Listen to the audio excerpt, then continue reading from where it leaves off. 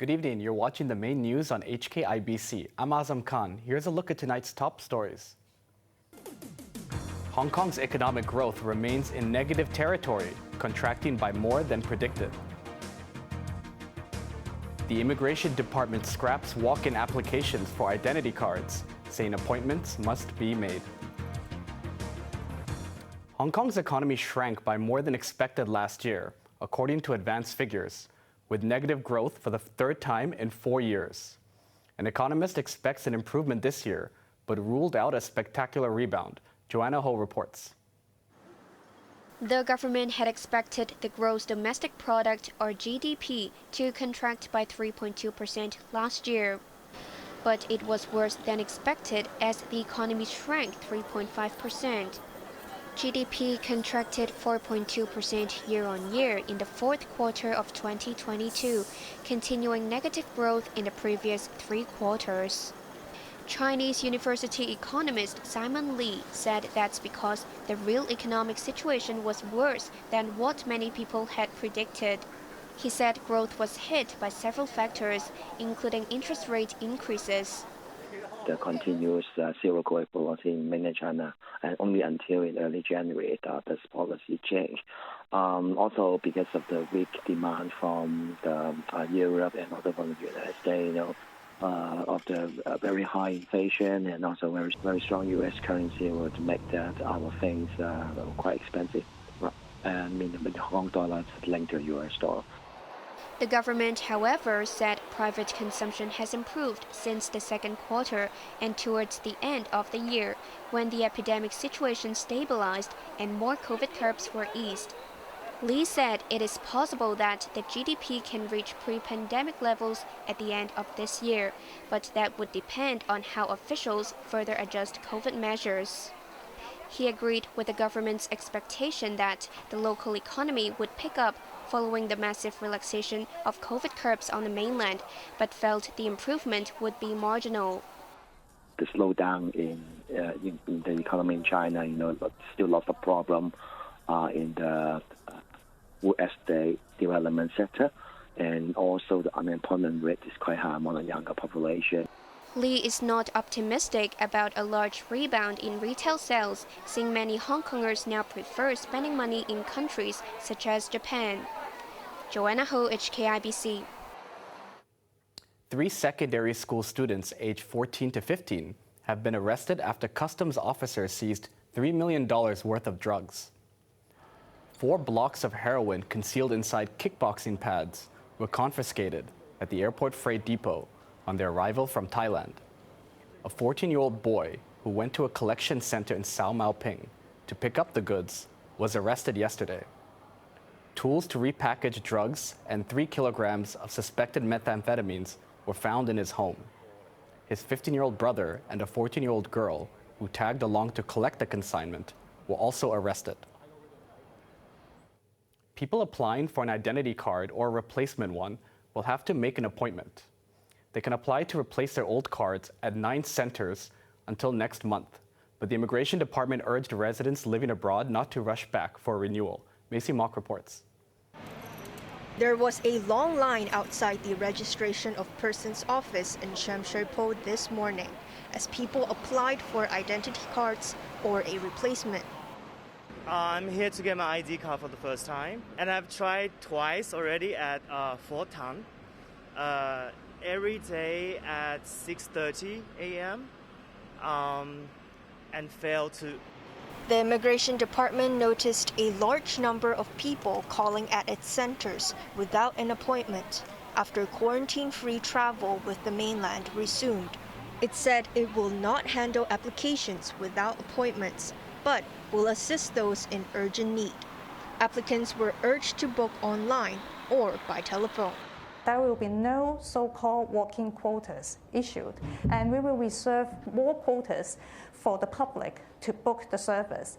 All 9 smart identity card replacement centers, including this one in Wan Chai, will cease operations on March the 4th. The next available slot at this center is 2 weeks from now, according to the department's webpage.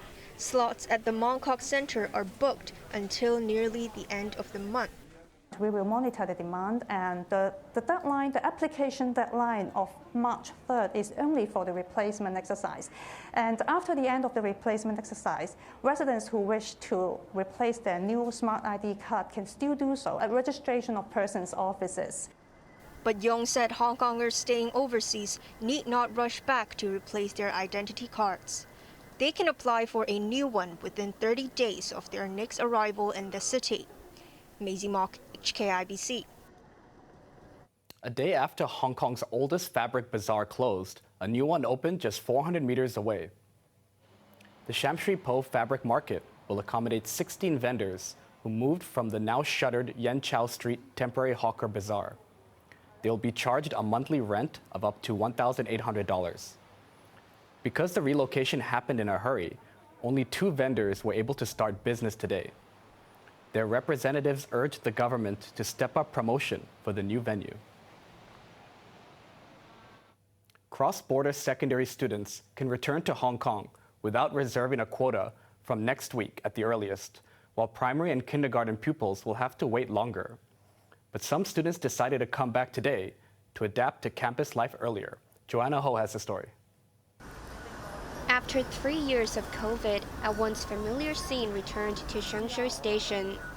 With the reopening of the frontier, many cross-border students went back to campuses in Hong Kong after the Lunar New Year holiday. They had to reserve a slot to cross the border and provide a negative PCR test result obtained within the previous 48 hours. Education Chief Christine Choi had met mainland authorities for talks to allow over 20,000 cross-border students to come to Hong Kong from today without being restricted by the daily quota. But the schedule was postponed to next week for secondary students and the latter part of this month for those in primary schools and kindergartens. This Form 1 student, however, decided to resume in-person classes early and went through the anti-COVID procedures.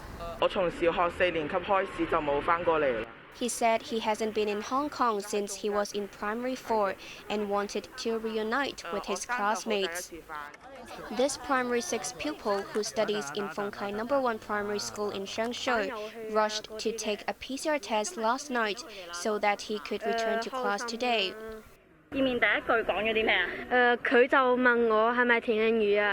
But it took some time before his schoolmates could recognize him. His father felt the PCR test requirement is unnecessary, saying more than 90% of the people on the mainland have had a previous infection. 今日咧，我哋到校嘅跨境生咧係會30幾位嘅，咁原本報名咧就有50幾位。 Chu Wai Lam, principal of the Shengshui School, said over 50 cross-border students had signed up for face-to-face lessons today.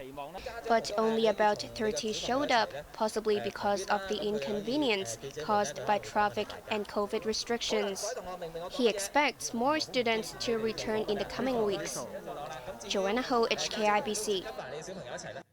Overseas, after more than 3 decades, police chiefs in England have apologized for the failures that led to the unlawful killing of 97 supporters of Liverpool Football Club in the Hillsborough disaster. Policing is apologising and recognising that policing was the primary cause of the disaster, the Hillsborough disaster, tragedy. But policing is also apologising for the now nearly 34 years that the families have had to wait to have their questions answered, to have justice, to have some form of closure about what happened on that awful day. The Hillsborough Memorial in Liverpool honours the victims of a crush in an overcrowded stadium in Sheffield during an FA Cup match in 1989. Police initially blamed fans for the disaster, but the families of the victims kept pressing for the truth. The apology confirmed that the real cause was police negligence. Some family members poured scorn on police pledges to improve.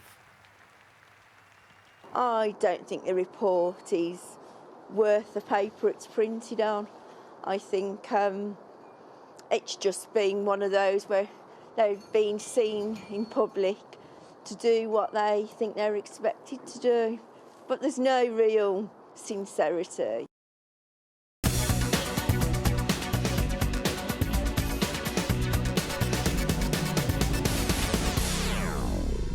Casino shares in Hong Kong rose today as gambling revenue in Macau for last month surged 82% from a year ago to $1.4 billion.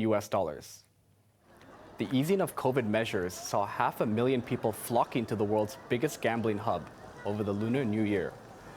Although the revenue casinos raked in during the festive period was less than half of the pre-pandemic level, analysts hailed it as a start of a solid recovery. MGM China jumped 4.7%, while Galaxy Entertainment and Wynn Macau were each over 3% higher. Now let's take a look at the markets. The Hang Seng Index closed up 230 points. Top 10 active stocks, Tencent was up $2.80, and Alibaba was up $2.40. BYD was up $15, and Ping An was up 95 cents. Forex trading against the Hong Kong dollar, the euro's at 8.54, pound sterling at 9.67. Over in Europe, the London FTSE is currently up 15 points. On to the weather now. Beware of low visibility in some areas tomorrow morning. Sunny later with temperatures between 17 and 22 degrees. Slightly cooler towards the weekend. Now let's take a look at the weather around the world.